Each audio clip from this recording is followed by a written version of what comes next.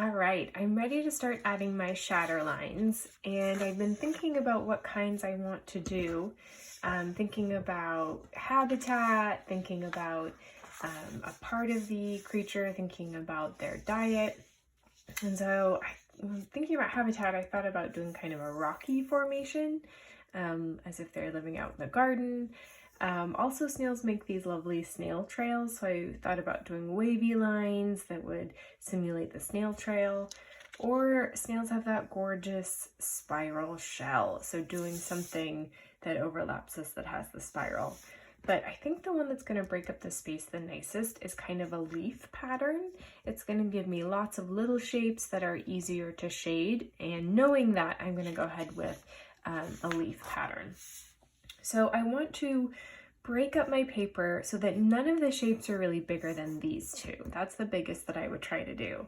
These are pretty small. I don't want them to be much smaller than that either. So somewhere in between that size. I see this is a big area, this is a big area, and this is a big area. So right off the bat, I know that I'm going to want to break up this shape. So I might start with that first, and I'm just going to make a light leaf shape. If I wanted to, I could actually make a paper cutout of a leaf and trace it. If I wasn't feeling super confident in my leaf drawing abilities, I've practiced quite a bit, so I'm going to go ahead and freehand it, but that is absolutely something you can do. Okay, really simple leaf shape. I don't have to add all the detail, just a suggestion of leafiness, if you will. And okay, well, I still need to break up this shape and maybe that one, and I still need to break up the shape. So maybe I'll do another leaf going this way.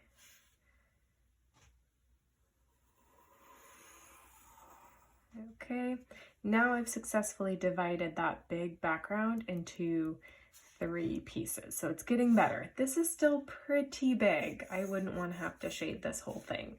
So I'm definitely going to want to break it up a couple more times. So maybe I'll do one that goes this way, and that separated the bottom part from the top part.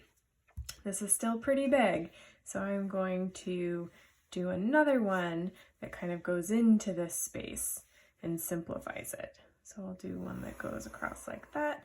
I made some smaller shapes, but that's okay. Those are still doable. And maybe comes down like that. Okay.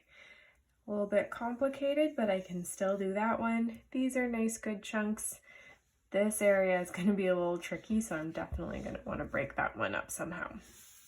Let's see. I'll come back to that. This is a kind of a big, complicated shape. It wouldn't be a bad idea to divide it, and I definitely want to break up this space and probably this space. So I'm just kind of eyeballing it, running my eye over it, thinking what's not going to be too busy. Here goes my dog. What's going to divide the space in an interesting way.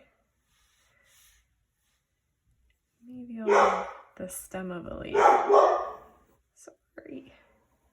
Don't know if you can hear the dog barking. Sorry about that. How dare an Amazon driver come by.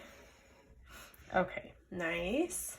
So that broke up this space, and it broke up this space. And I still have to deal with this over here.